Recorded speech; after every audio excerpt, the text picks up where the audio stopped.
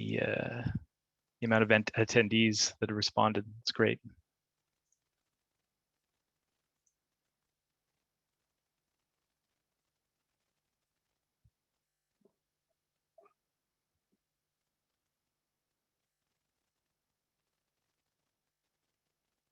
Hello, everyone. Welcome. So just let a few more people get in before we get started.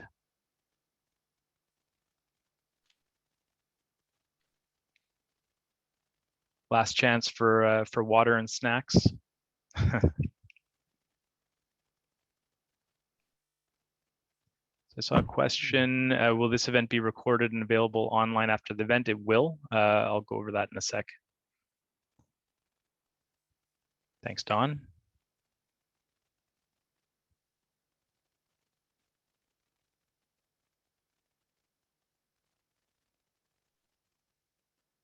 All right. So hi and welcome everyone to Telefilm Canada's webinar session of Film Festival Distribution, a conversation with Sean Farnell. We are happy to see so many of you could join us today, and we want to thank you for your time. I'm Ken Peru. I'm Director of Events Management at Telefilm Canada, and I'll be helping with moderation today. I'd like to take this time, a moment, to acknowledge that the Telefilm Canada Montreal office, the office that I work from, is situated in the traditional and unceded territory of the Kanien'kehá:ka, a place which has long served as a site of meeting and exchange amongst nations.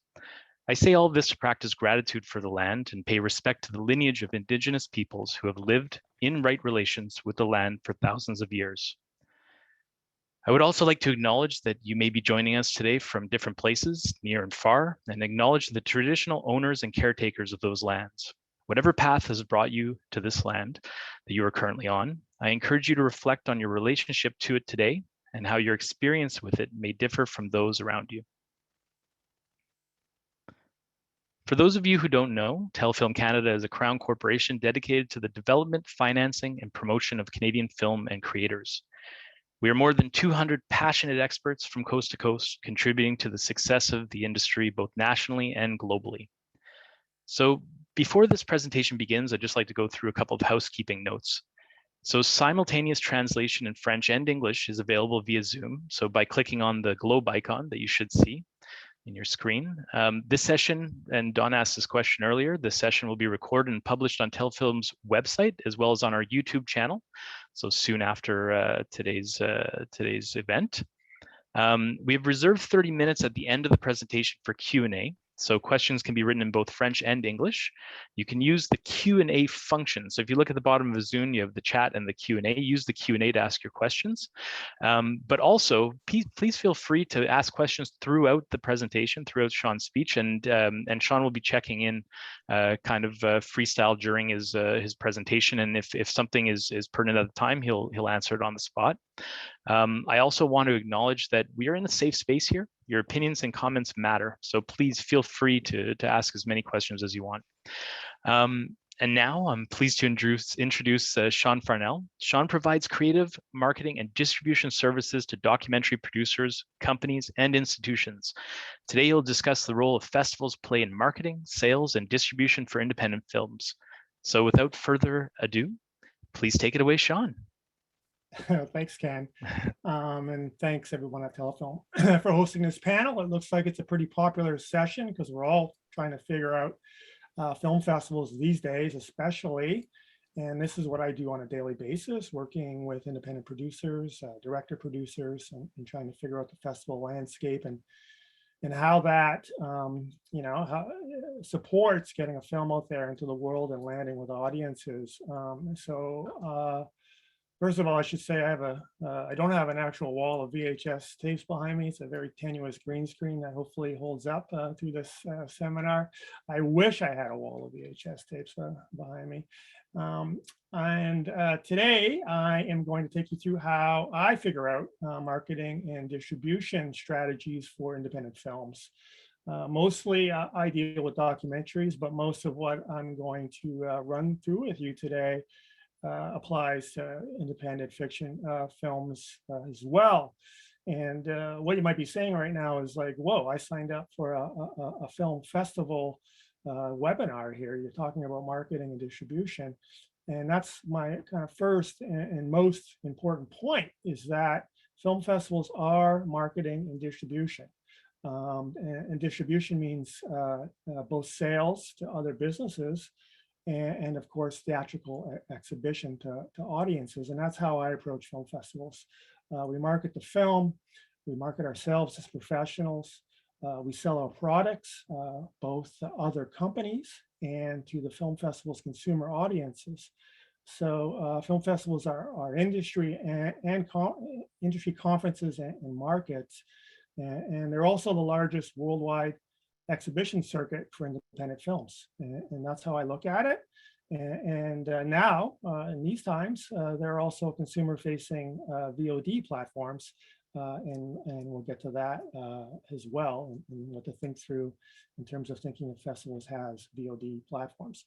And the other thing, I have to totally acknowledge here is that, there's the way film festivals functioned in sort of BC times before COVID, and there's going to be the way film festivals function after COVID, whenever that happens, and they'll be different for sure. We're already seeing this notion of a hybrid type film festival, which I believe vestiges of, I believe, will stick around. Hybrid is kind of here to stay.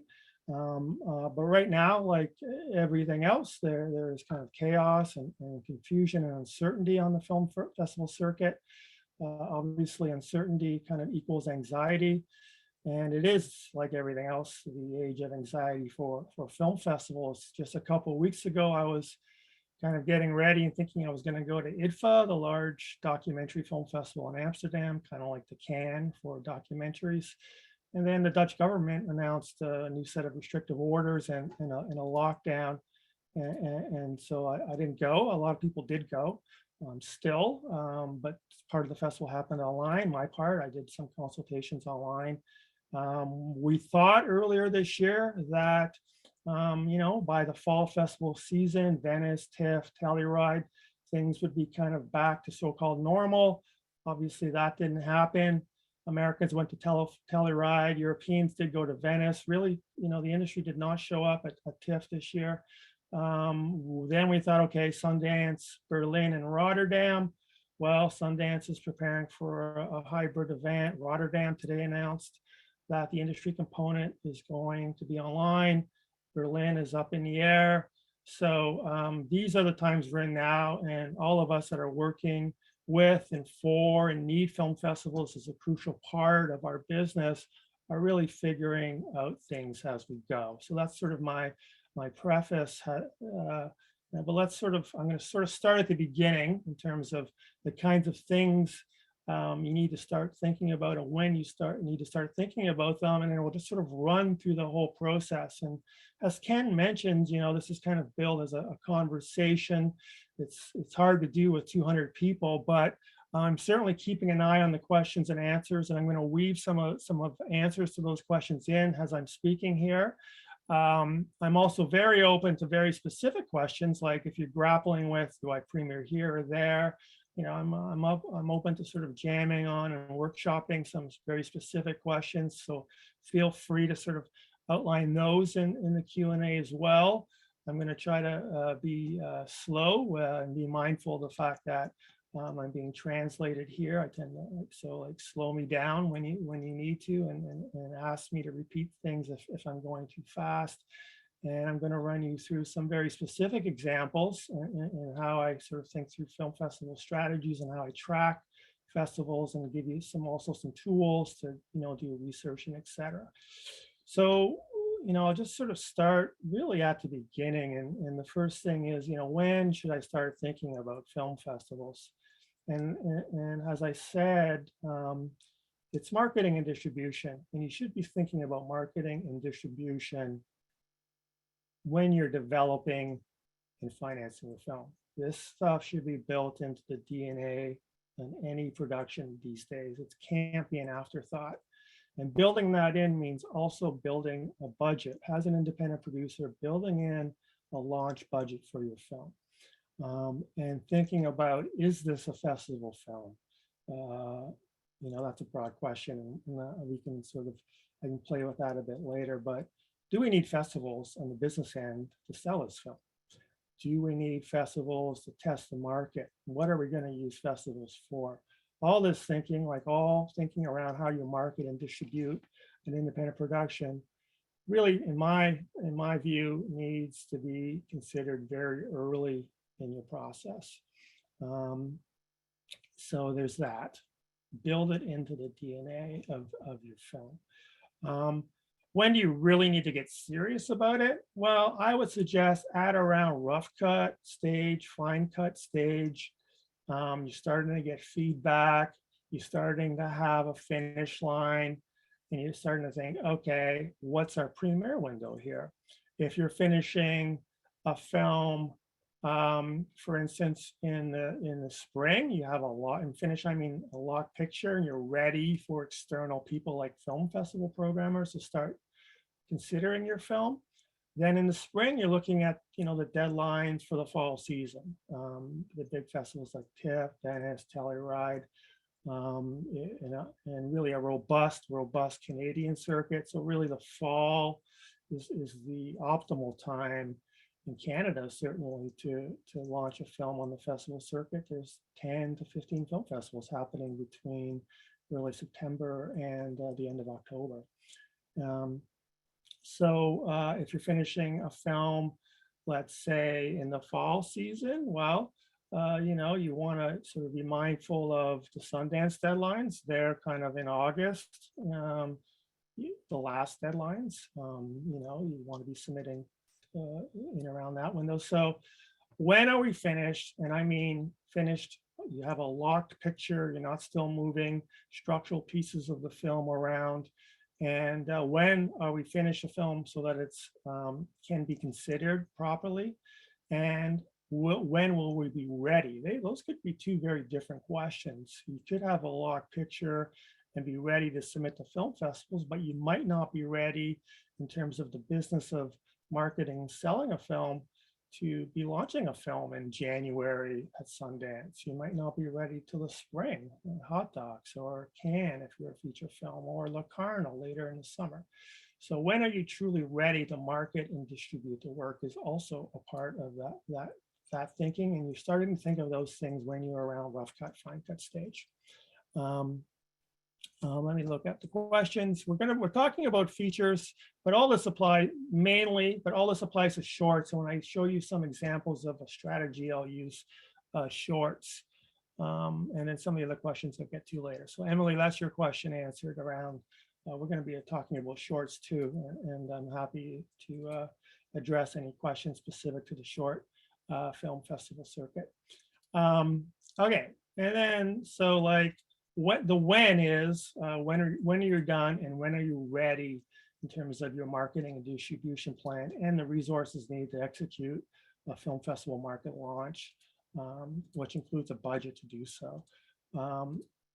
Why is another big question. Why are we, why do we need film festivals? There are a lot of different whys. Typically there's been the notion that we need film festivals to sell our movie. So, you might have Canadian distribution figured out, but can we, we need to go to a festival to sell our film internationally. And that's true if you get into TIFF or Cannes or Berlin or a handful of other markets, or if you're a documentary, you get into Hot Docs or IDFA and a handful. There are only probably about 10 film festivals where being at that film festival helps in some way support sales. Most of the other film festivals, the 95 to 99% of them, they're not markets. They're not places where people go to buy and sell films. So in that sense, you're looking at a festival strategy that is just around raising awareness around the production, gathering some laurels and other things to help you with the kind of equity, the leverage that you have to sell the film, which you're going to be doing independent at film festivals. So that's one thing. Maybe you're premiering a film at a film festival, just kind of test the market, and you have another sales plan. Um, are we doing a kind of full publicity launch at a film festival, at the film festival? Is that part of our plan? Well, if you haven't done the business of selling your film to theatrical distributors or even VOD streaming platforms, etc., you're probably not going to be doing a lot of publicity at a film festival, because you want to hold that publicity and those resources and that coverage until you're doing theatrical distribution or exhibition. Your distributor will want to have those PR hits available. They won't want coverage exhausted on film festivals. So that's part of a strategy. Besides the business of selling and marketing your film production, what other opportunities are available at this festival for me? Am I going to be able to go there and help with development, financing, pitching on other productions? This is especially true, just to get to the short film question. If you have a short film at a film festival, especially if it's at a major film festival where there's a large market component there, you're going to want to use that opportunity if you're able to be present at the film festival, which right now is not likely. But in times when you can actually attend these festivals, short films are great keys to the festival, in the sense that you can attend an event like Berlin or Sundance or TIFF, the large market event, Cannes, with a short film, and use it to cultivate networks, financing, do pitching for future feature films. And this is a great reason why it's good to have short films out there in the world, especially if you're a new or emerging filmmaker. There's a number of questions pulling up, and I'll get to those. Don't worry, I'm keeping an eye on all this stuff. So I just want to sort of run over some of the general philosophical considerations before we get into the nuts and bolts.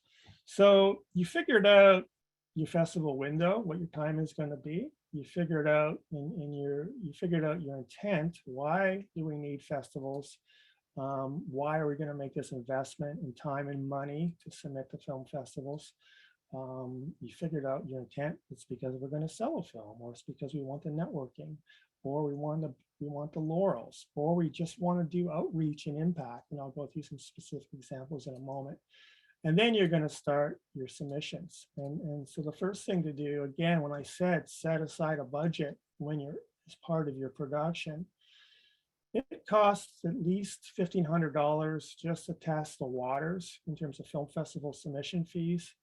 If you average out, let's say you do 50 festival submission fees, you can count on an average price over 50 festivals of about $50. That's $2,500.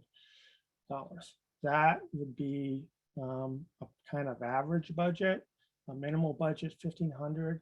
A saturation budget's probably about $5,000. So you got to budget for this as well in advance, because it's going to cost you a bit of money to submit to film festivals. This is where I'm going to start to get into like some nuts and bolts stuff. So I'm going to share a screen here. Let me just take a look at the questions that are coming in. Okay. Sorry. I got it. Okay, I'll get to these. These are all easy ones to answer. I'll be back to you on that in a second. So first I'm going to share a screen because I just want to sort of bring you through the timeline here, and then I'll plug in some answers to these questions as we go along. So what I'm going to share with you here is a kind of a sample of some notes that I do when I'm working with producers around figuring out what to do in terms of festivals. And these notes are available in a report in this film that I've done for DOC that was partially funded by Telefilm. And in that report, and I think the link is going to be shared with you here, there's French and English versions of that report you can download.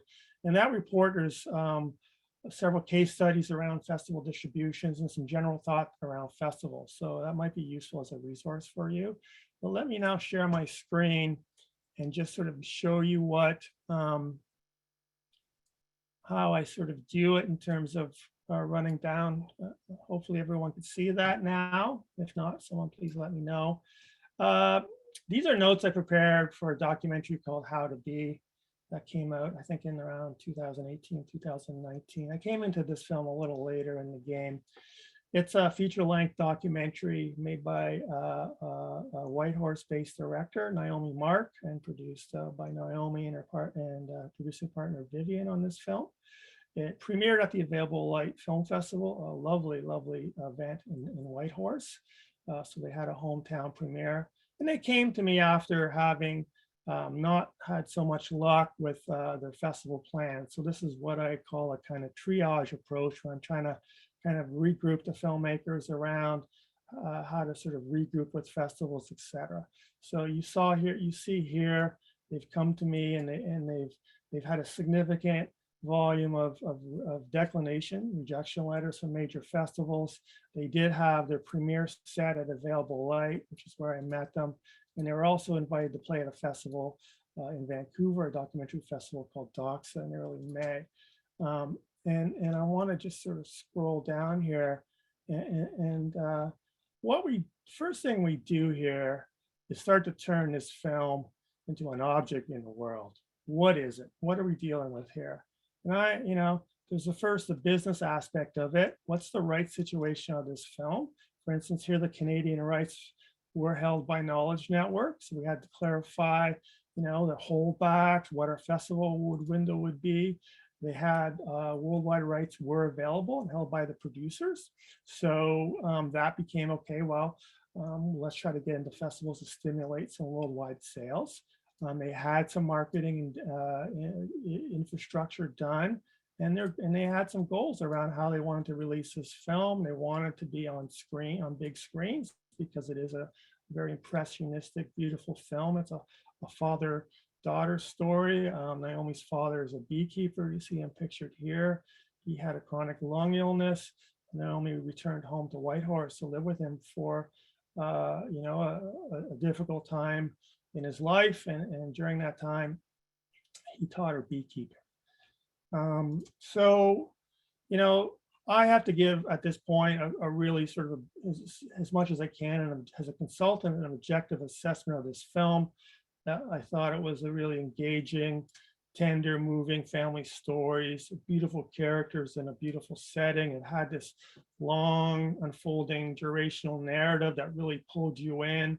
It was interesting. We learned things about beekeeping. It was also very reflexive in terms of Naomi was learning beekeeping, how she was filmmaking, and his thoughts about reflexivity about filmmaking there. And it also was interesting in terms of the lifestyle, bee ecology, wellness, etc. So those were, I thought, were the strengths of the film. And then there's the part where I said, okay, what's the, I try to anticipate, what's the resistance going to be out there? What are the obstacles maybe to getting full appreciation for this really beautiful work? And this one was a little bit between genres. So we were going to have to understand that, people that wanted a beekeeping movie might be thinking, well, this isn't that much about beekeeping, etc. So we're going to have to think about how we wrote about the film, how we framed the film in terms of really letting people know what it was about. It was a very quiet, kind of leisurely paced, kind of modest film in terms of its pacing. It's an attention economy out there. One of the big struggles that we all have in terms of getting attention on our work is the fact that, if I'm a film festival programmer or any kind of industry gatekeeper, I have a lot of stuff to watch. I'm sitting here now, we're all sitting here. Yeah, we have big monitors and everything, but maybe we got a film open on Vimeo over here, and maybe we've got an eye on our email over there. It's tough. And so you want to sort of, I always worry about the slower paced films in terms of the attention they're going to get. And there are ways to sort of frame the film, on your Film Freeway page or whatever the submission is in terms of the synopsis, and that's important. And just set up a little frame so that when a festival programmer or any of the gatekeepers give this film some attention, it needs to be watched. they had a marketing strategy that was really dependent on being in festivals, and they weren't getting into festivals. So that was a problem in terms of like executing their impact campaign. And then, because the film was in between genres, is it a beekeeping film? Is it a lung film? We had to think through, whether what kind of marketing approach and framing would be best here. And then it's like, what does the environmental scan look like in terms of the contents? What's the competition? There were other bee-related films out there that we identified. Can we copy what they were doing a bit? How do we distinguish our film from those other films? And these are things, no matter what your film is, you need to be aware. How is it working? And this is where I suggest getting outside eyes on your film, getting some objective analysis around your film, and figuring out how it works as an object in the world. Start to define it.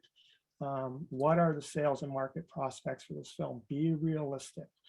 You need to focus limited amounts of resources here, right? Is it realistic to apply to the bigger festivals? Should we be looking at other thematic festivals? If you're a human rights doc, a human rights film, identity festivals. If you're an LGBTQ plus film, should we be focusing on the queer festival circuit, etc.? What is this film? How's it working in the world? That has to happen before you submit to festivals, because it has to define your plan. Here we regrouped around some next steps, and we identified a new fresh round of festivals that were probably more realistic for them in terms of regional and local type festivals. And they had success. They got in on circuit. They eventually got their limited theatrical campaign working with Demand Films in Canada, and the film landed out in the world. So that's where it starts, really breaking the film down, figuring out the resources at hand, figuring out how the film's working, and figuring out the business goals, marketing and sales goals around the film, and how festivals can best, what festivals can best leverage and enable those goals. Now I'm going to move over to a tracking sheet. Just give me a second here to look at our questions and run through some. What defines if a documentary is Canadian or international? Well, that's simple. It's the financing. Canadian film is majority financed in Canada. If it's a co-production, it's majority or minority financed in Canada. And if it's not majority or minority finance in Canada, it's an international film. If you're a Canadian filmmaker and you self-financed your film, it's a Canadian film. The language does not make a difference. If you filmed in Spanish, you're a Canadian filmmaker, and you filmed your film's Canadian. In short, I hope that answers your question. I've answered Emily's question. Are there smaller festivals worth the money? That's a great question, and I'm going to get to that when I run through some sample scenarios here. Again, it depends on the goals. I think a critical mass of smaller festivals are better than one major festival, for instance. It really depends on your film. You can be in the business of kind of laurel collecting. That's going to cost you a lot of money. We're talking about a 5,000 plus film festival universe out there right now. Anyone that goes on Film Freeway can sort of see on any given week, there's 100 festivals with deadlines. And you got to decide what worth the money means to you. And I'll drill down into that a bit, but when I get into specific strategies. My strategies apply to every festival that is supported by Telefilm, but don't get into any of these festivals. What can be done to support my project, seeing we spent thousands? Well, I try to focus attention in terms of submissions and say, okay, this is my window, 3 months. This is my budget, $2,000. If that doesn't work, what's my backup plan? And you're running parallel options there. You're submitting the festivals, but you're testing the market in other ways. You might be setting up other kinds of outreach screenings. You might be doing another strategy altogether. So festivals are a risk. I mean, the numbers are really eye-opening. Most of the major festivals, let's say Toronto, Berlin, Sundance, Cannes, most of the major festivals accept unsolicited submissions. They get thousands of them. And for both fiction features and documentaries and shorts, the acceptance rates are less than 2% by my math. For an totally unsolicited film going to a major festival, it's probably realistically more like 1%. This is a film that the festival knows nothing about, or you're an unknown filmmaker. It's probably about 1%. Have a backup plan is the news there. Have a strategy, one that, and kind of festival proof your film as well, are some quick answers to that question. It is great. We're very lucky in Canada because I work with international filmmakers, and the Americans especially have no supports like we have with Telefilm, or the Europeans have with their national agencies. They don't get the submission fees waived for Sundance and Berlin like we're fortunate enough to do here. Berlin and Sundance submission fees are over $150. That adds up. So we're very fortunate to have so we can take those risks at Berlin without thinking too much about your budget. The submissions late to a festival deadlines get the same chance. There's a bit of an art here. I think the late submission deadlines are fine and real. If your film is done, you have a done film, you hit the earlier deadlines, it won't hurt you. If you're not done though, make sure you're done and use that late deadline and lock up that film. Don't submit a rough cut ever. Don't even submit fine cuts. Finish your film properly. It's so competitive. You always regret if you don't have a finished film, and even if you're a locked picture, but maybe the sound's not all done, sometimes that's okay. But if the sound in your film is going to make a big difference, get that finished. You're always going to regret if submitting a film too soon if you don't get in. You're going to think, oh, maybe if we were done, we could have got in. Some festivals, festivals will take resubmissions sometimes, but I don't think realistically they get a fair shot. So make sure you're ready when you go out. It's a big, as I've mentioned here, it's a big investment. Be ready to go. Advice around reaching out to programmers directly. Sure, they get lots of emails. Sometimes it's better if you have like a very specific question. Keep that email super short. I don't know how helpful it is. There's this notion that, you've got a lobby or there's advocacy happening with the programmers. I'll honestly say that, I've been a festival programmer. I've been in this world for a long time working with festivals on all ends of the equations. They want good films. They want to, they want to discover films. It's an overwhelming process, as I've said. When you're a programmer at TIFF and you've got 2,000 submissions, it's overwhelming. Of course, there's all the specialists at each festival, the documentary folks, the folks who are programming by territory or by form, etc. But even then, they're overwhelmed. The short film festivals, I think at Sundance there are like 3 short film festival programmers. They get 15,000, in excess of 15,000 short films submitted to Sundance. Is it going to matter if you write an email? I don't know. I mean, you got to have a good question or a good reason, I think.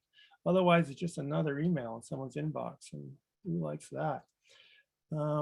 Do you think it's worth targeting festivals specific to the themes? Absolutely. I'm going to run down the kind of pyramid I use in terms of how to sort of think through a strategy and how to consider all the various sort of genre festivals, the identity festivals, etc. So I'll show you an example of that in a second.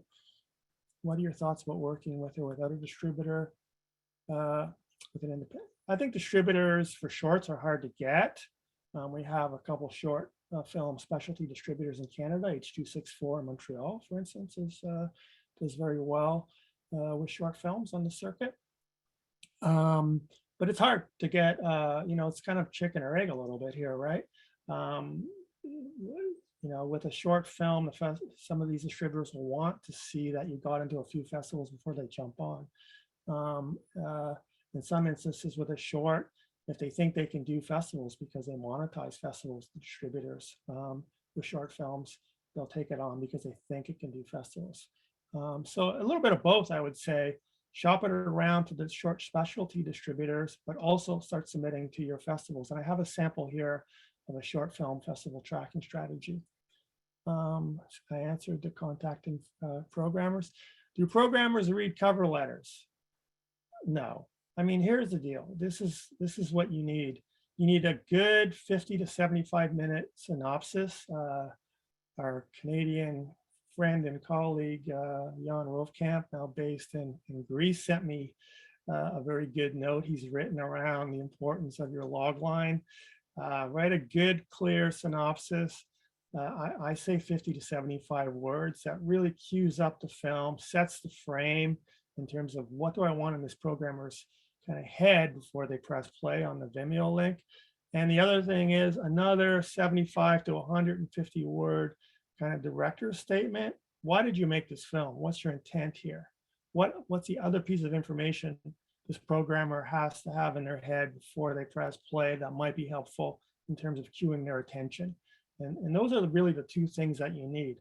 A bunch of stills, even a trailer. I wouldn't put a lot of work into putting together a trailer until you got the festival figured out, because trailers don't need to be done until you're marketing the film. It's that simple. A short, tight synopsis and a short, tight filmmaker statement. That's what you need. Cover letters, that's basically your cover letter anyway. And those things are always part of the submission form anyway. So I don't, who's reading cover letters? The link for the report isn't working. I've shared it. So we'll get on that. Yeah, I'll get to Canadian film festivals. I have a good sample for that. If you want to take a movie out for the bottom, how do you do it without making the ones above it fall? It's a green screen. I've already said that.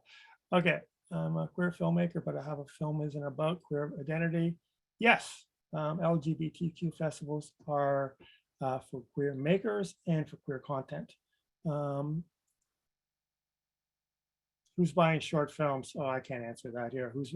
It's really tough out there. There are a lot of online platforms that are buying short films. Is really, I mean, that's a whole other workshop, is what I'll say.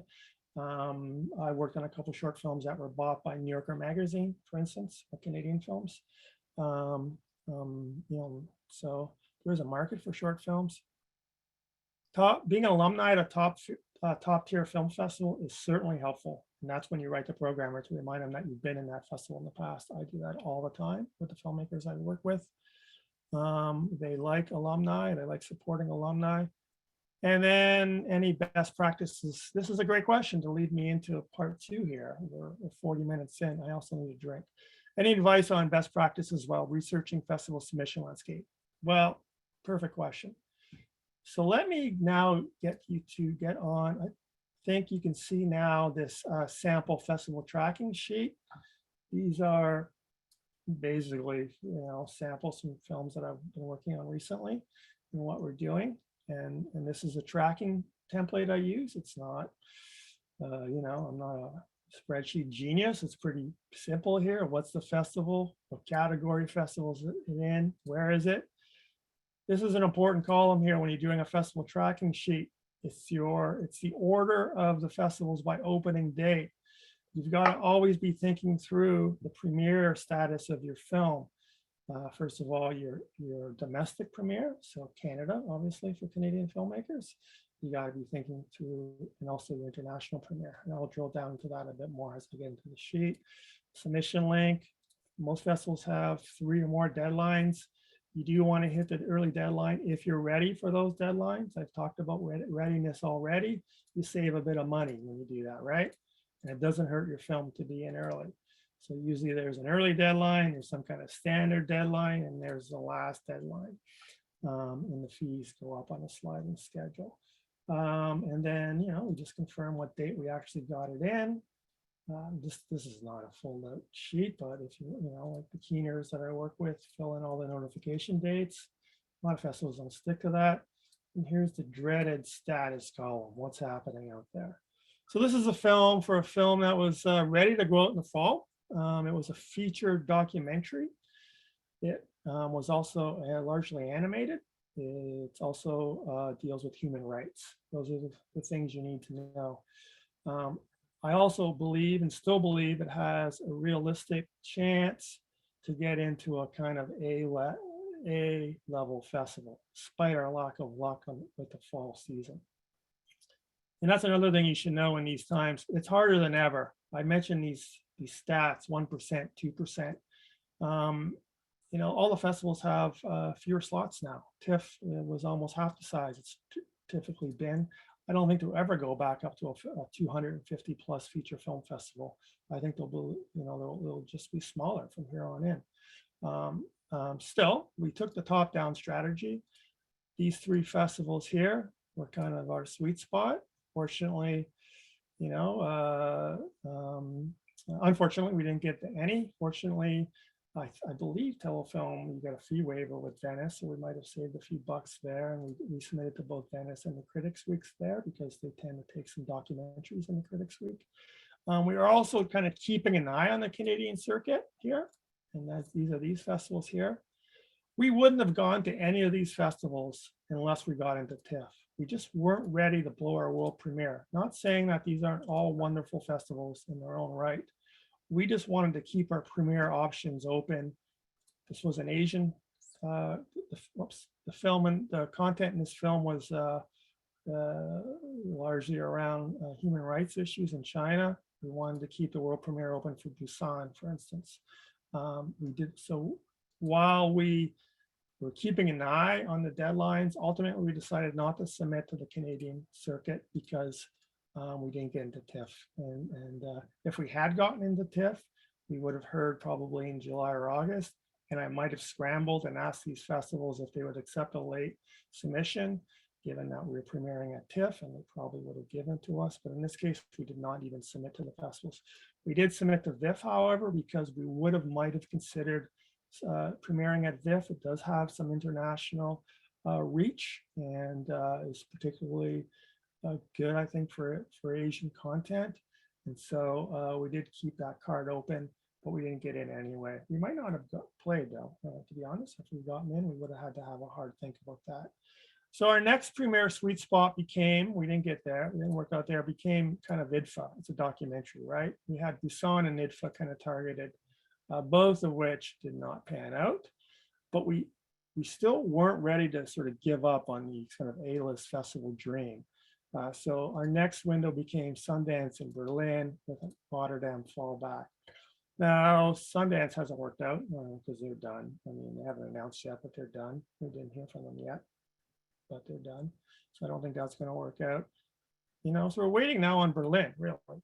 But what we've done after Berlin here in this example is start to open it up, right? Start to look at our kind of the B circuit, the C circuit, test the market more.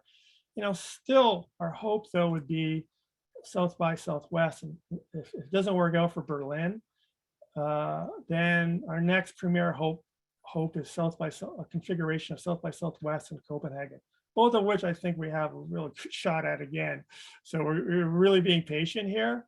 And if it doesn't work out, we will land somewhere here, like in this kind of window here, the smaller documentary festivals, the human rights festivals, and then we start laying in the animation festivals here too, and really start to open it up. And that's the strategy. It's a waiting game. There is a significant investment here in terms of festival submissions, fortunately subsidized a little bit by some free submissions via Telefilm's offerings. It's researching films that are appropriate for this film. It's looking at all the categories.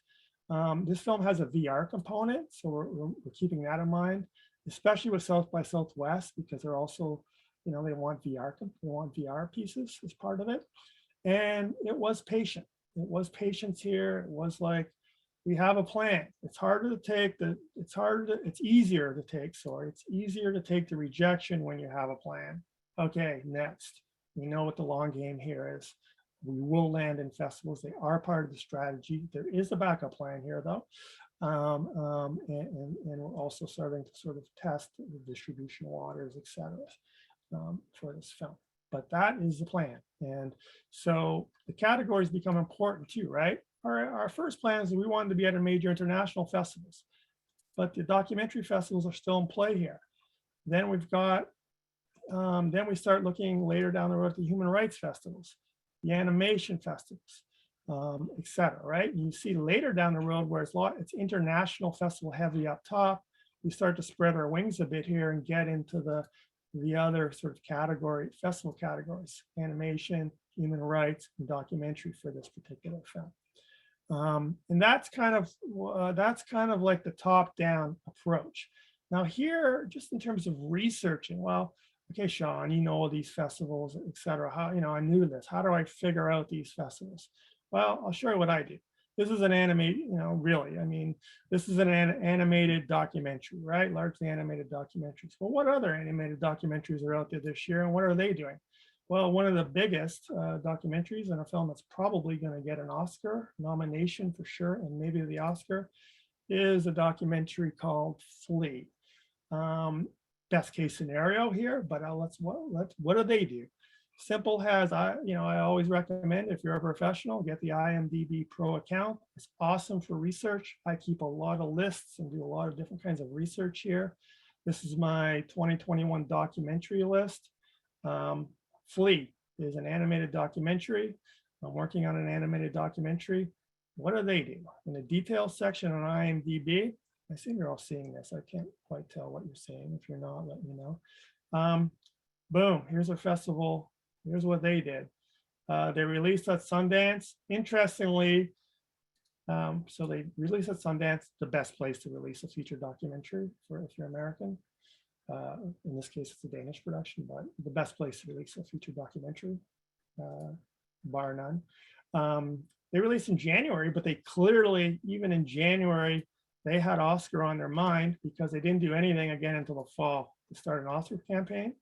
And then they saturated the festivals.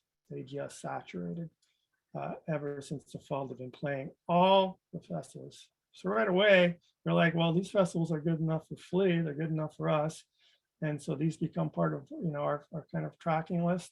And you can see they just played everything internationally. Same thing. They started big, but then they started spreading their wings and doing a lot of festivals. And here you get a good sense of kind of a way to have, it's like a recommendation engine, right? Like if a film like this is playing all these festivals, that's where you want to be, right? What are the films like mine that are out there? What festivals are playing the top films? And this film has had at least 50 to 60 international film festivals through running, through till now and into the new year. They're doing an Oscar run. They want to be out there. They want to be in the conversation. And you could do that. See here. Yeah. This is these are some docs I have on a 2020 list, and I can go to any of these films. This is kind of ordered by the movie meter. So I got the biggest one. What did Jagged do? You can look at Canadian films, etc. Jagged premiere at TIFF. Not a more kind of judicious, more kind of streamlined circuit because they went TIFF. They were ready to do their VOD launch, right, in the fall, which is on VOD now. And they did TIFF just for some marketing. They did Doc NYC to do some, New York and the TIFF publicity. Boom, they're out. They didn't do a lot of festivals. Also a good strategy. So IMDb Pro is a great research engine. Find a lot of the, once you sort of say, okay, these are the other films like mine that are out there, go to their websites, look at their screening lists, imitation is flattery. We don't have to reinvent the wheel here. There's a lot of best practices already out there. The important thing is understanding how your film is working, just to circle back to that. Now, this is an example of a top-down strategy that applies for a major feature documentary, a major feature film, targeting the big festivals, and then, pyramiding down, or I guess pyramiding up to the casting a wider net in terms of all the category festivals and the smaller festivals in the entire circuit. I'm going to give you a slightly different example here. This is a strategy here. Again, a film that was ready to go out in the fall. So same timeline as the example that I used last time. Also a feature documentary. The subject matter is LGBTQ plus. So we're going to be looking at the queer circuit, and the another identity category here is the characters in the film were all South Asian. Also of importance here, it's an impact film. This was a film that was made to change hearts and minds. It's impact-like strategy. Not only was it ready to premiere at festivals in the fall, everything else on the film was also ready to go. All the marketing materials, all the sales and distribution structure around the film. I'm still working out a few things on that. Most importantly for this film, the educational strategy and rights were in place. A non-exclusive agreement with an educational distributor, plus the producer held educational rights, meaning as we're going to these festivals, he could be doing in-school screenings, virtual screenings, and monetizing all the educational sales in tandem with the film festival distribution campaign. We identified Outfest in Los Angeles as one of the top 10 LGBTQ plus festivals to premiere at. We threw our hat into the ring at TIFF. I didn't see a high likelihood here, but why not try? But we weren't going to get too precious about the premiere here. We were ready to go. The first invitation we got was for Palm Springs, mid-September. And we said, yes, it's a small festival, but it didn't matter. We were ready to go. This was all about saturation and accumulation of festivals. So at any given time right now, this film is playing at a film festival. Premiered mid-September. The week after, it was in Atlanta, Chicago, and Philadelphia, mostly online, unfortunately. A week after that, it was in Seattle. A week after that, it was in 4 film festivals in the US and Canada. The next week, we had our Toronto premiere at Real World, et cetera, et cetera. So the sweet spot here is the queer circuit, the South Asian circuit, the documentary festivals, festivals around diversity, and that's what we've been hitting hard. And we're at a festival every week. We had a joint premiere in Montreal in late November at Image Plus Nation and South Asian Film Festival at Montreal. I had to sort of negotiate a little joint premiere situation there where everyone could share the film a little bit there in Montreal, which worked out well. We had both a live event screening there with the closing night film at the South Asian Festival, and we were available through Image Plus Nation's virtual screening platform. The next big thing was, of course, our premiere in India, which just happened last weekend at the Queer Film Festival in Chennai. And they did a live Q&A after the film. So we've got these other Indian festivals that doesn't look like we're having much luck. We got our second Indian festival in India is coming up in January, and we've got some other good prospects. And then we're just doing the circuit, and now we're waiting on, look at this, waiting on festivals through. So we've got festival submissions out there right now through next summer. We've got well over 150 festival submissions on this. This represents an investment of about $8,000–9,000 on the part of the producers. The festival saturation was a big part of their impact and outreach campaign. There's a whole bunch of media and social media assets being generated by being at a lot of festivals. It's a lot to keep track of, a lot to service, but we obviously have a ton of laurels and we're starting to get a couple of awards. All that helps drive the marketing and awareness around the film. We're starting to think about international sales more as we finish up a few broadcast sales here in Canada.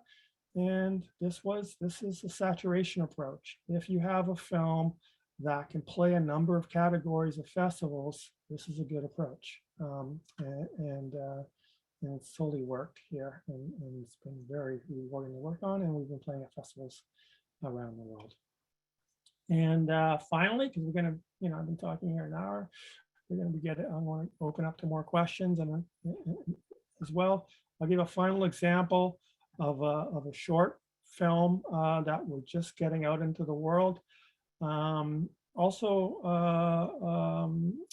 queer non-binary subject matter, a short that I think has a chance with the major festivals, and it's a documentary.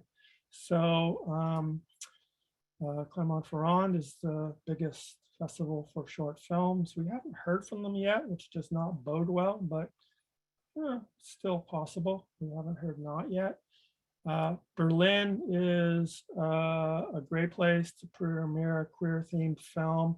The Teddy Award just is like a magnet for other queer film festivals. And if you're in that competition, the Teddy competition in Berlin, you're going to get a lot of requests to submit your film elsewhere. And that's a good thing to mention too. The advantages of taking this top-down approach and waiting for a major festival or trying for major festivals is that it's going to really help amplify your film with other festivals. What's the easiest way to get into a bunch of film festivals? Get into a big one.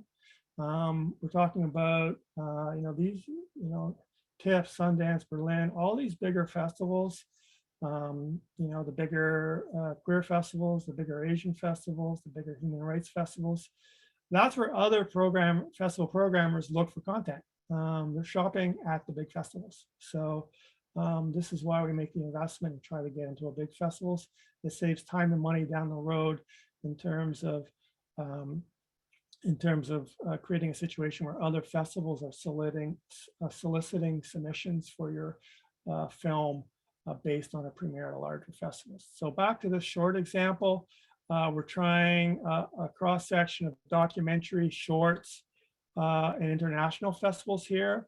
We've been very selective about our premiere window here. We're not sort of submitting to too many festivals. We're being mindful of the budget at first. These are all places where we would feel comfortable premiering a film if they come through.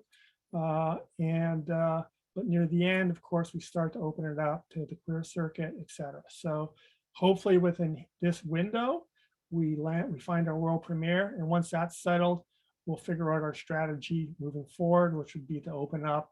We'll submit to some other festivals, but based on an invitation to one of these festivals, we'll also request fee waivers. We'll also see if we can get other festivals interested in the film as a kind of solicited submission. Now I'm going to pause to drink right now and take a look at your questions. But again, I'm really, there are more questions here, so go through there. I'm super open at this point. We got about another half hour to go. I'm going to stop sharing my screen. We've got another half hour to go here. I'm super open to very specific kind of like questions if you want to workshop some ideas. A little hard to do, I know, on text here, but I'll do my best to sort of answer some specific questions. But let me just take a drink and then look at these questions. See, it's a green screen. Look, it goes away. It's no visual trick. All right, so let me pull this up so I'm not looking too much outside now here. Best practices while researching festivals. I said that. Look at what other films like your films are doing and copy it. I retain the rights to my award featured here in Canada. Any suggestions on how to approach the marketplace here? Well, if your first and second broadcast rights are sold in Canada, that's your market. That's all you can sell. I mean, they want the VOD too now, right? So, I mean, the thing with documentaries is I say always try to hang on to the educational rights. That can be worth it and sort of long tail. And so broadcasters will do non-exclusive educational rights like CBC and TVO and Knowledge. They also have educational markets to exploit, but you can hold those deals should be and are usually non-exclusive. So you can sort of work the educational market for a feature documentary. You can do community screenings, etc. But a theatrical distributor, for instance, wouldn't be interested because the broadcast sale is the best sale. So and we've already done that. How much is a late submission fee? I've answered that. Premiere status for short films does not matter as much as for features. It's a little bit more open for shorts. Still, I think this answers another question. Prioritize. It's just in your best interest to prioritize a bit. Spend the first couple or so months of that window, just hit the big ones. Open it up after that. But it doesn't matter as much for short films. Festivals like TIFF, Berlin, et cetera, the usual suspects would prefer world premieres. That's all. And it is a good idea to look at the Oscar qualifying list. If you go to the Academy website, you can find a list of qualifying festivals for short films. That's a good way to sort of narrow your attention in terms of what festivals you should submit your short to.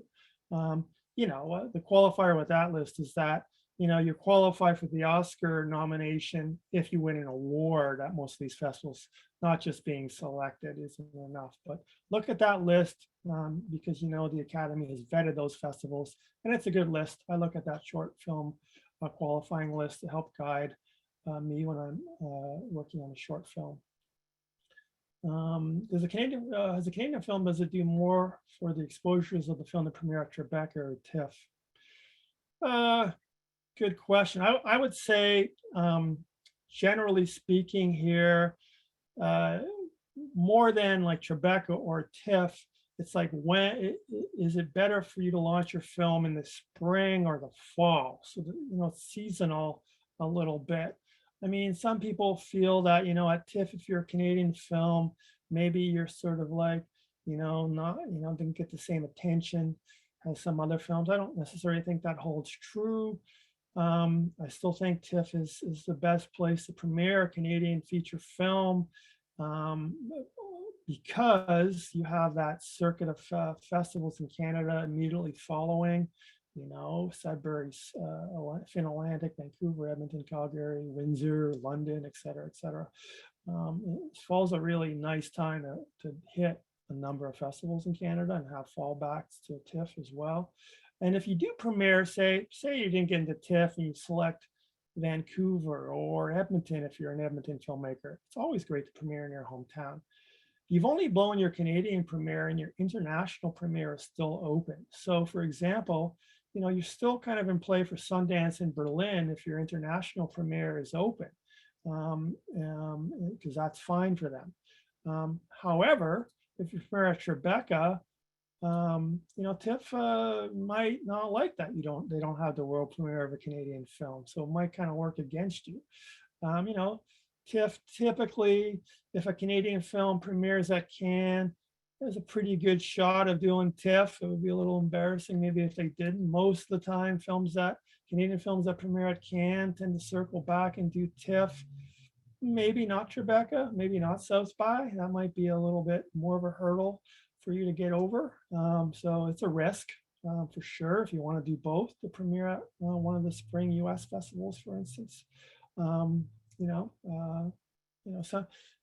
There are some, especially some of the real formalist work, experimental work that might premiere at Berlin or Locarno. TIFF might pick that work up. That's not a bad strategy for Canadian film. Sometimes you see that happening, but it's a gamble. All these big festivals much prefer world premieres. We've answered the question around submitting a bit later to festivals.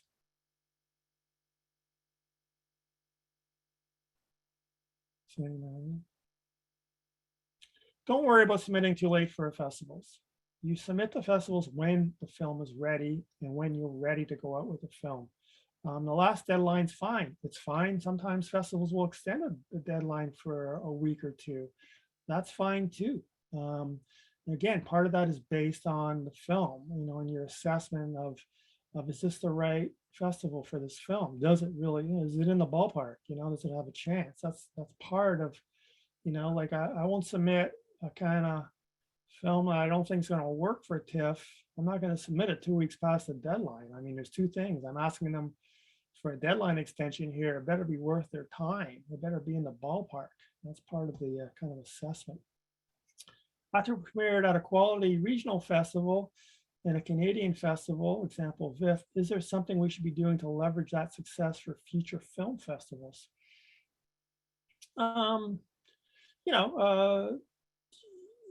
Festivals like other, to know about other festivals. So like you start, you might say, start asking for like fee waivers and other things. That's about it. There's not much you can do after that. What I say is, how long do you want to be doing this? So I always sort of instill the discipline of a kind of festival window. Windowing is a big part of this.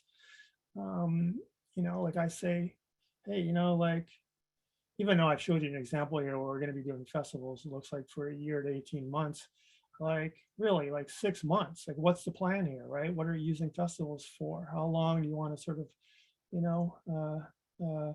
kind of like work on this for? So like I say, give yourself 6 months. You should have a landing spot here, right?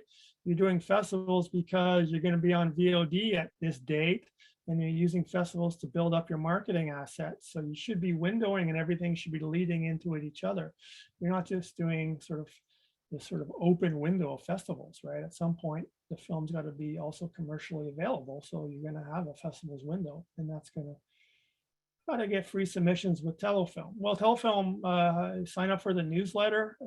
They do offer consolidated submissions to a select number of festivals, and they do send pretty regular emails around in terms of submission deadlines for other festivals. But do your research. Like even that festival email, they tend to be all very good, incredible festivals, but there might not be appropriate for your film. Gothenburg might not be a good, the place that is realistic to think about premiering a film. They don't really premiere a lot of films there, unless they're Nordic films. It's a good place to play if you've been at other festivals as a Canadian film. So get on to the Telefilm Festival's email list, keep an eye on the supports that they're offering and to the deadlines that they're putting out. They're all good festivals. South by Southwest has done some early rejections. It's true. Their picture clarifies a lot after the Sundance announcement, which is imminent. It's good news if you haven't been declined already. But really, they're not really done at South by until late January, early February. So, and you probably don't get they probably don't do their final round of rejections at South by until like early February. Usually it's just before they announce, right? Because they want to lock up their festival airtight before they start declining films. So, yeah, good that you haven't been rejected yet already. But, okay, virtual festivals, hybrid models, sales all sales and distributors aren't going to as many festivals. How are buyers screening films? Good question. It's really tough in the sales and distribution world right now. Most of the sales agents and the distributors are sitting on a backlog of titles. They're not committing to too much anymore. They're kind of in a deep hold. If they're sort of, I'm working on a couple films where like some major sales agents are kind of doing a dance with the producers. Yeah, we're interested. Let us know if you get into Sundance or Berlin, and maybe we'll talk. They don't want to commit to films unless they're in a market, because why? They don't have anywhere to sell them. They're very difficult times to get the attention of a international sales agent or distributor right now, for sure. They're being very selective. Your film's got to really be a very obvious market commodity to do so, is all I can say about that. And yes, a major festival invitation certainly does a lot to stimulate distributor and sales agent interest. That's why you invest in submitting to the major festivals. But it doesn't necessarily guarantee sales. You know, not all the films that go to Sundance or Berlin get sold. Still a lot of work. I've answered the short Oscar qualifier question. Yes, start with that list. Screening fees from festivals, great question. Yes, you know, there are several questions you should ask when you're invited to a film festival, not necessarily the major festivals, so they're not paying screening fees. And you're not going to even ask them for that. You know, they will subsidize some travel, etc., but they're just not paying screening fees. However, all the other festivals do pay screening fees. They have to these days. Distributors demand it of them.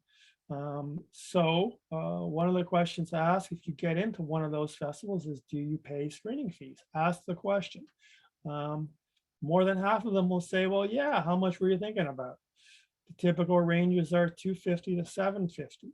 If they want to screen your film on their virtual platform, they want to stream the film, ask them about their geo-blocking policies. Do they geo-block to the city, the province, the state, the country?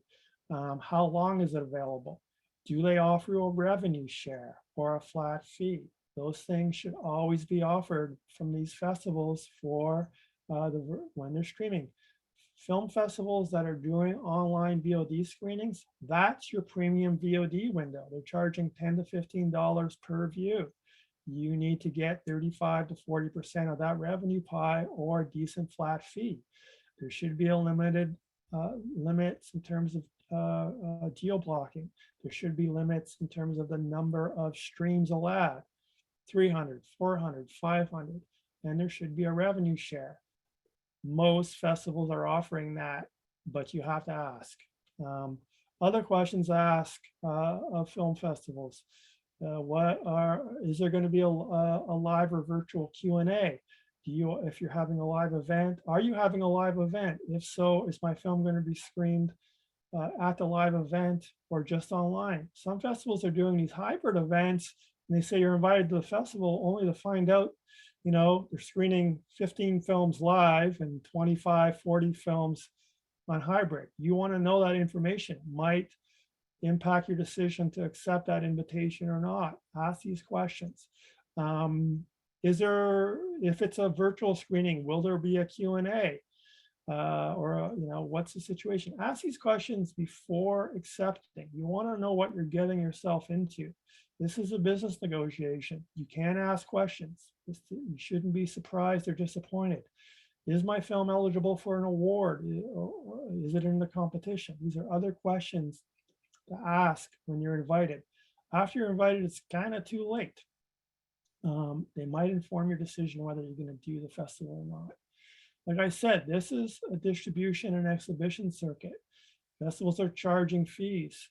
Credible festivals should, and most of them, and many of them are paying fees or doing revenue sharing, but you have to ask.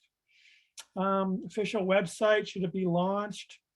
When should I do my website, etc.? You don't have to sort of have some fancy website.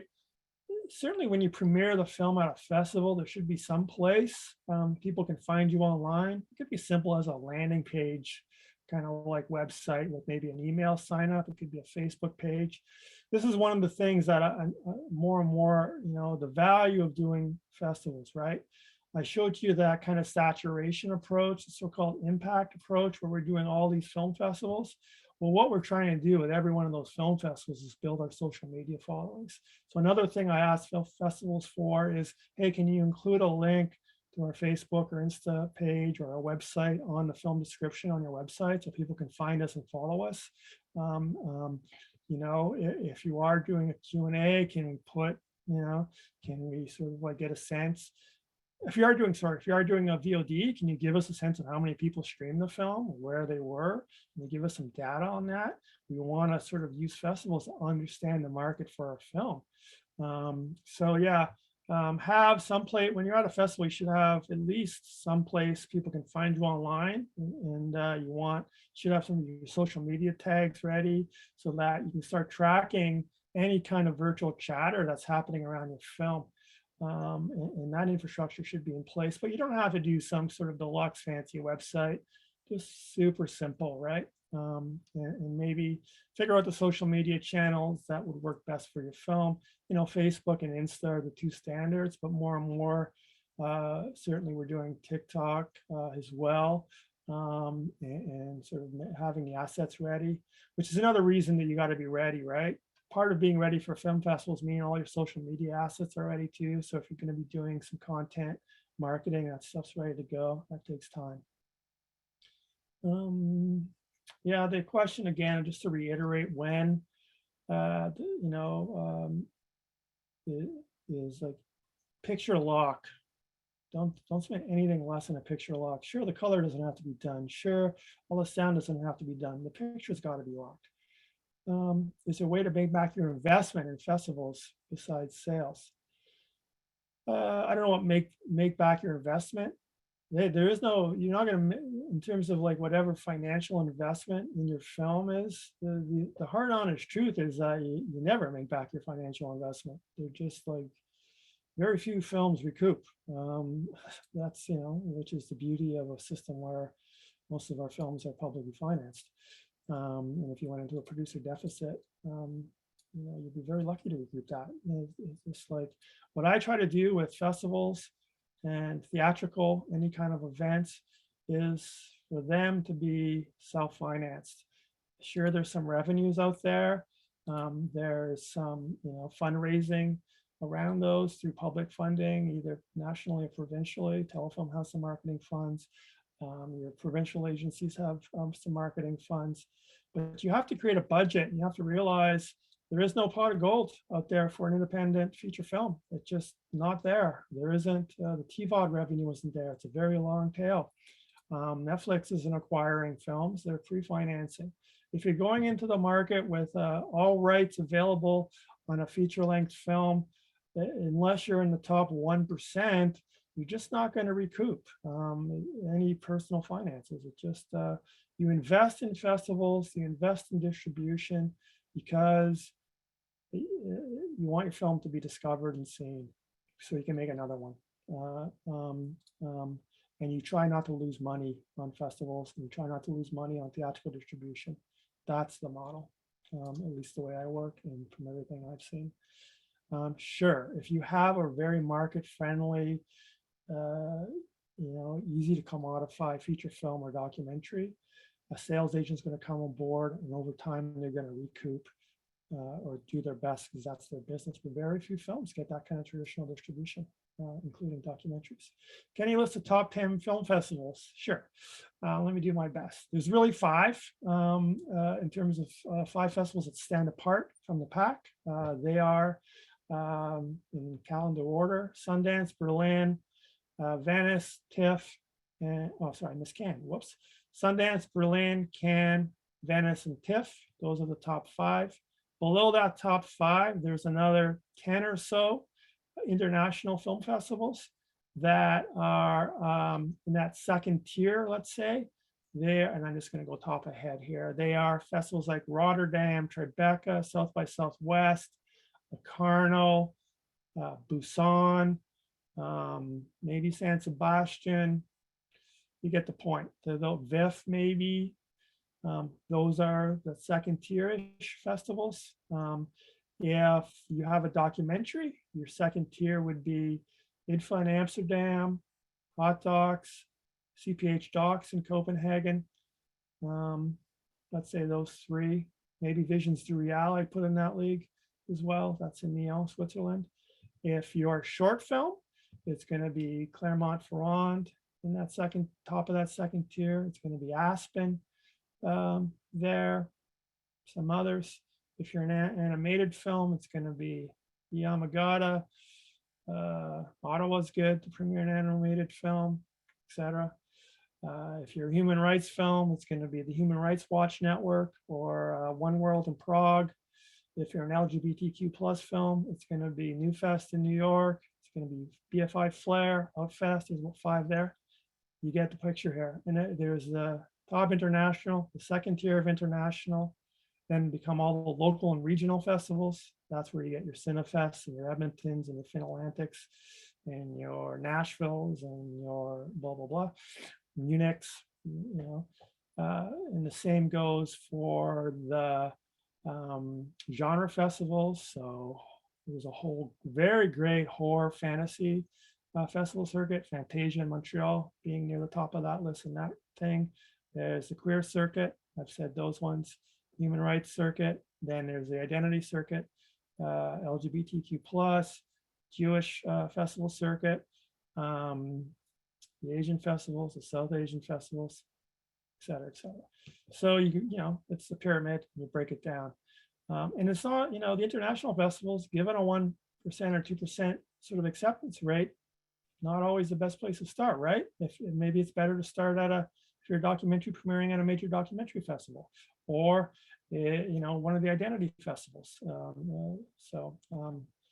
That's it. How much a selling point is it for programmers if you can attend? And just getting back to the questions, if you can attend in person. Well, I mean, it's great. I mean, obviously in-person events are a little tenuous these days.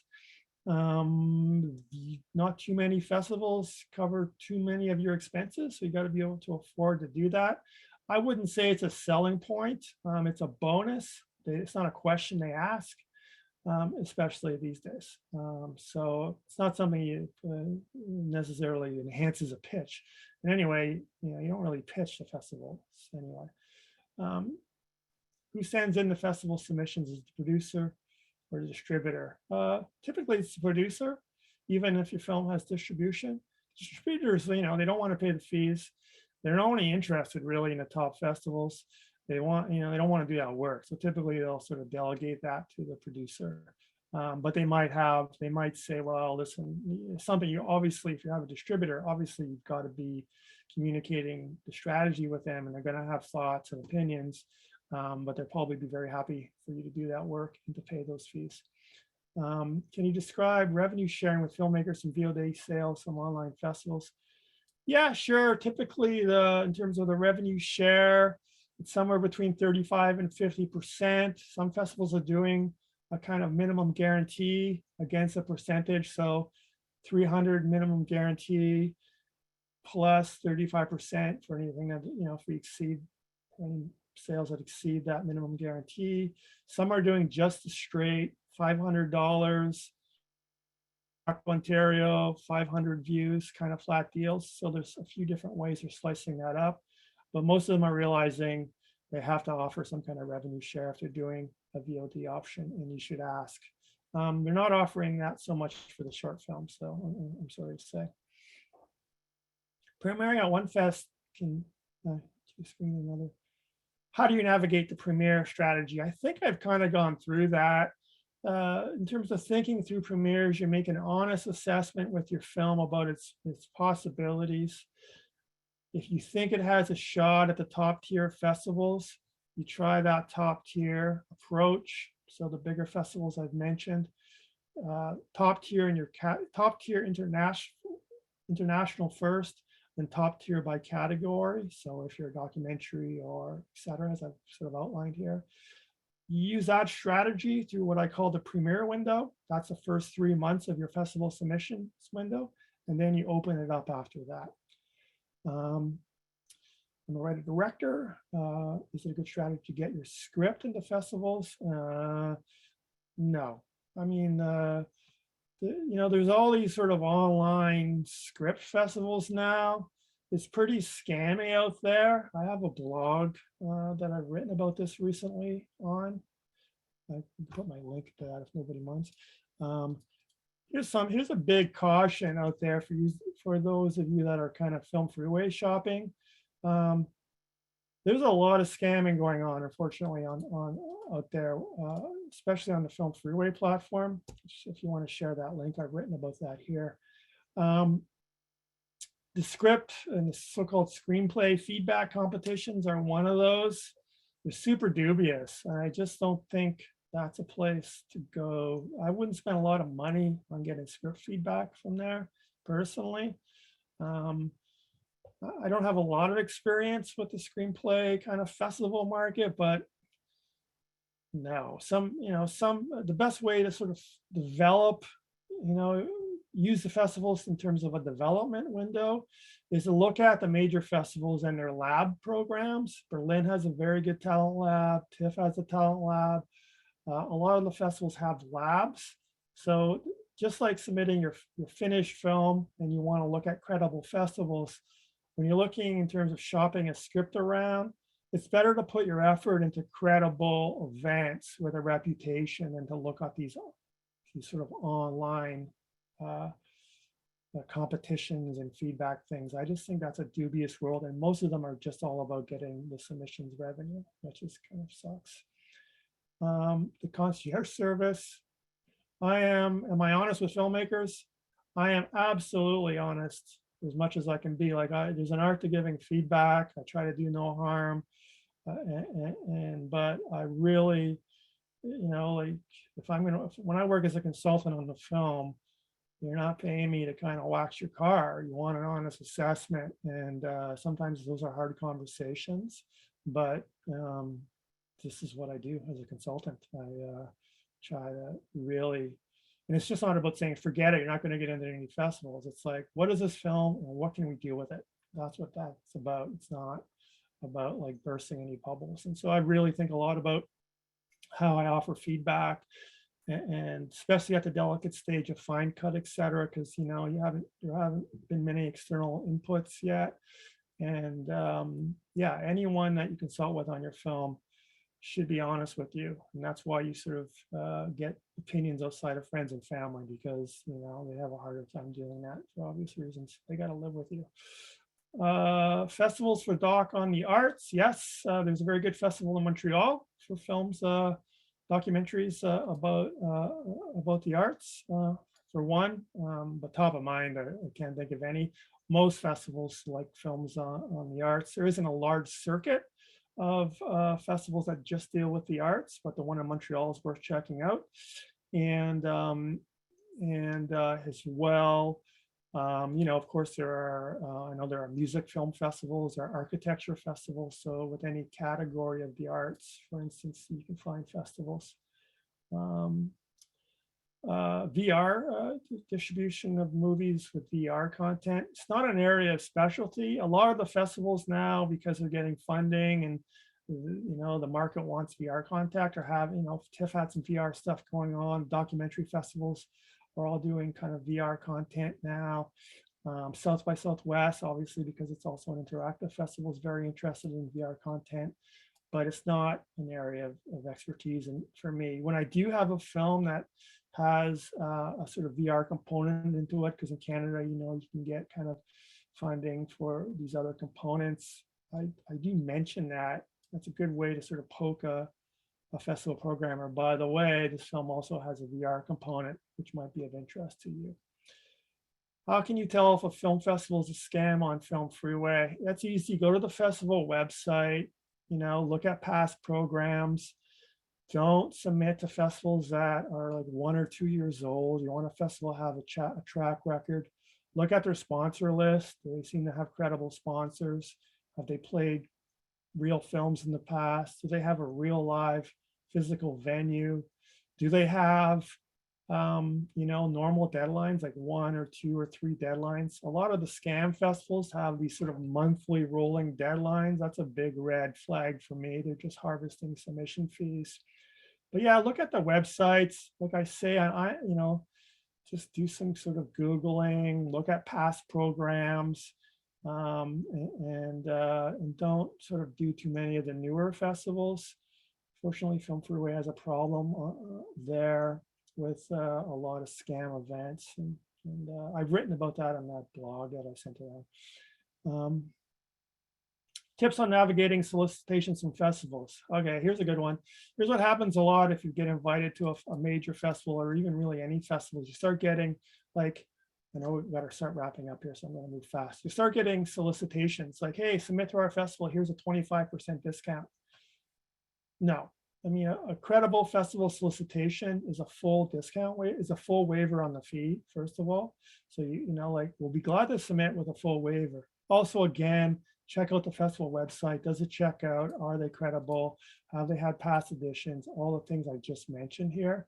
But don't fall for those. It's like almost like a phishing scheme. Don't fall for those. We'll give you a 25% discount. If they want to submit and they're interested in your film because they saw it in another festival and they want to consider it, a credible festival will offer you a full discount.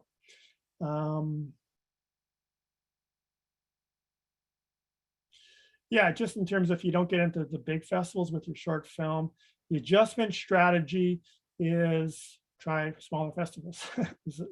But again, have the discipline of setting a budget and sticking with it and setting yourself a window. Oh, Sundance sent all the rejections on the 6th, apparently. Okay, I wasn't aware of that. I pretty much assume. I know I'm dealing with about a few films that were sent there, and we'd gotten some personal letters, and so I guess the form letters went out as well.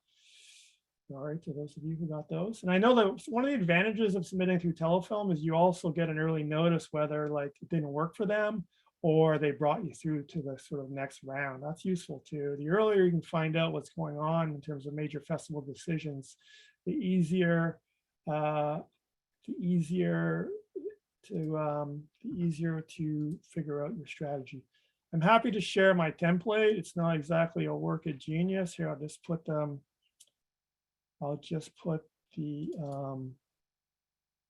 share. I'll put a share document in there. The deal is though, if you make it better, you got to send me it. So I'm going to put a link here. I think you could just download that if Telefilm shares this link with you. It's just a Google document I made. It's nothing fancy. Moving through these, we got to wrap up. What are things a filmmaker should do at festivals? Well, I've kind of covered that. Pass out business cards, sure, they're great for networking when you can actually attend. That's why you go. Go to the meetings. It's hard when you're starting out. It's like to get that face time, but you got to stick with it. The best thing about festivals is when we can attend them and network. That's why they're needed. That's why we all miss them. We miss the attention to give, spending a week just attending to our business, attending to films, watching films with focus. That's why we miss festivals. But it's networking and professional development, going to the panels, going to see films, going to the social events. That's why we love miss film festivals, as they were. Where would I place Cinefest and AFI festivals? They're second, third tier American festivals. AFI, the event in November tends to be a kind of like decent kind of Oscar run-up window. Because a lot, it's in LA, there's a lot of the Academy folks go. So foreign language, particularly nominated films are using AFI. Revenue share at film festival, who gets it? The filmmaker or the distributor? Typically the distributor gets that, unless you have a deal where you get if you're doing the work to get in the festivals, you might have to set a deal with your distributor and carve out those rights for yourself or make them non-exclusive at the very least. So any of the festivals that you are servicing, you get the fees from those. But distributors in Canada charge film festivals fees. I think the Festival Montreal is Festival des Films sur l'Art, and that's true, FIFA. Piracy, on the credible film festivals, you don't got to be concerned about piracy with the online stuff, but you do got to be concerned in vet festivals. And then I'll let Telefilm answer any questions specific to Telefilm stuff, although all that is online on the Telefilm Festival's website. What's a good goal for the end of a short film festival run? Well, you want to be online somewhere, right? Even if it's on Vimeo, if it doesn't work out with sales. So you want to have that, where are we going to be, so that you're building towards something. Yeah, Vimeo staff picks is good. And there are so many now, VOD opportunities for shorts. Again, you want to use the festival window to build up and drive attention for your VOD. Eyeball's good. Fortunately, none of the monetary options are very good. I'm finding with the VOD platforms, they don't offer very much, but short films are more about career development. Like New Yorker offers like $2,000. I know you might get 3, 4, 5 at the highest end for a short film sale. Really not more after that. And we're a little late. I think I got through all the questions and I talked a lot. So if anyone wants to jump in now and wrap up, I thank you all for listening to my rambling here. I hope I didn't move too fast for our interpreters. And as always, a joy spreading what I know about film festivals and sharing that with you all today. And good luck. Good luck. Sean, thank you so much for doing that. And just want to take a quick moment to thank the interpreters for their work today, and thank you to the community for coming and asking these questions. To Sean, I think Sean, thanks so much for coming again. I just want to remind everybody that you can sign up for our call for entries email at telfilm.ca, as Sean was mentioning, and there's a lot of information there as well to answer some of the Telfilm questions that were coming up in the Q&A. But again, thank you so much, and I think this was great. It's going to be we will put this on the YouTube channel and on telfilm.ca as well in the coming days. Thank you so much. Thanks, everybody. Bye. Bye.